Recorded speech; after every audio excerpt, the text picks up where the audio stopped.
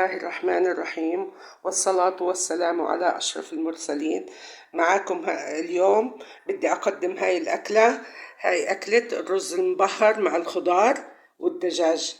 هذا شكل الطبق النهائي، لكن تابعوني وشوفوا معي الخطوات وكيف لو وصلت لهالمنظر اللذيذ. شوفوا حبات الرز قديش نثرية وشهية.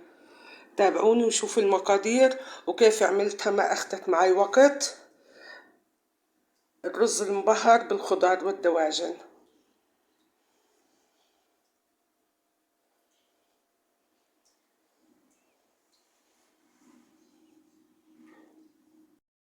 بسم الله الرحمن الرحيم، وبه أستعين. اللهم صل وسلم وزد وبارك على سيدنا محمد.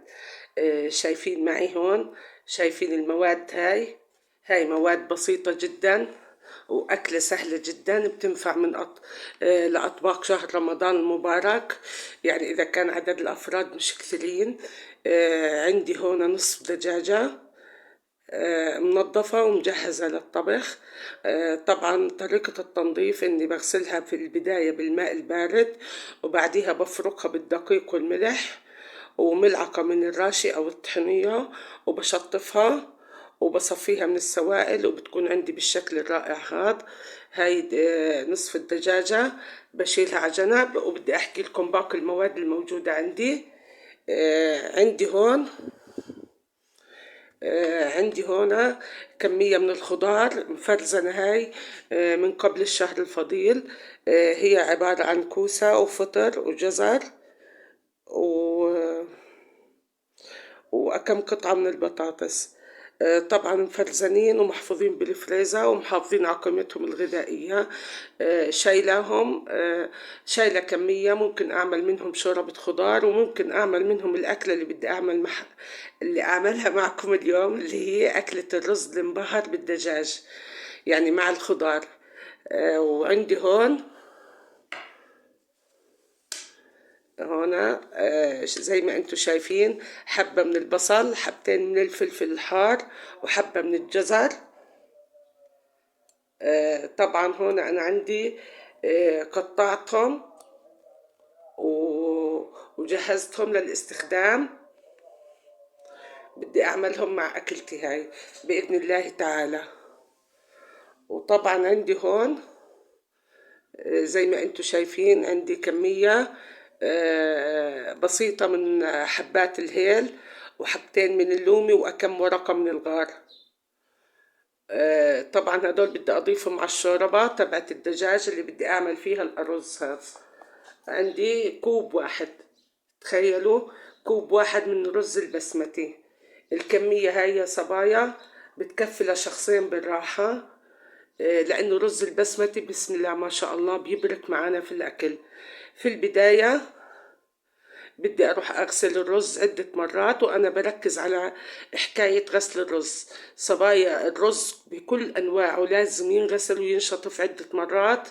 والرز العادي الحبة القصيرة اللي بنسميه الرز الكمالينو أو المصري ما بينتقع فترة طويلة، بالكثير ربع ساعة.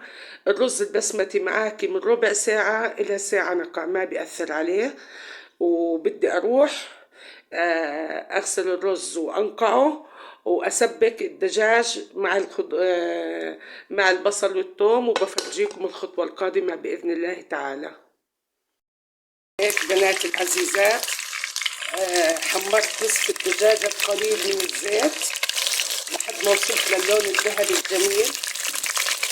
والآن بدي أضيف عليها الخضار اللي وجهتكم إياها، خضار طازجة وخضار مفرزنة. ملاحظين لكوب الرز قديش حطيت خضار عشان الأكلة تكون صحية وشهية بإذن الله تعالى.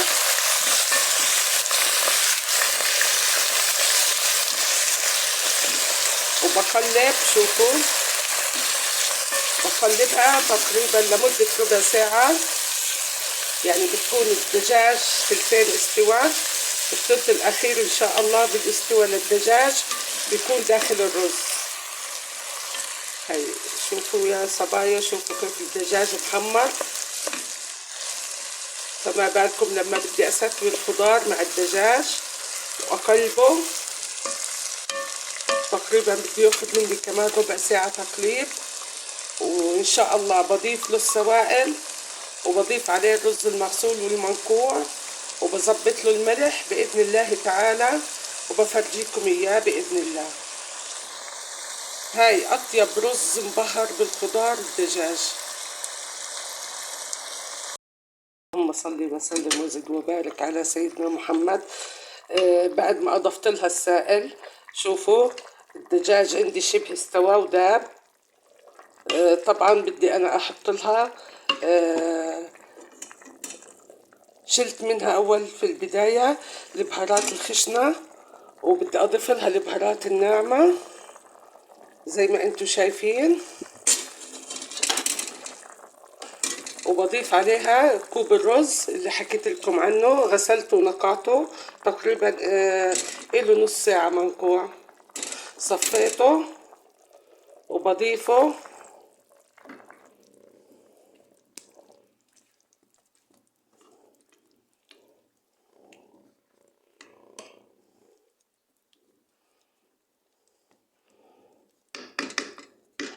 طبعا ضفت البهارات اللي هي البهارات المشكلة اللي بتنحط على أكلات الرز، وضفت الفلفل الأسمر والملح والهيل، وطبعا وحركتها وبدي أغطي عليها.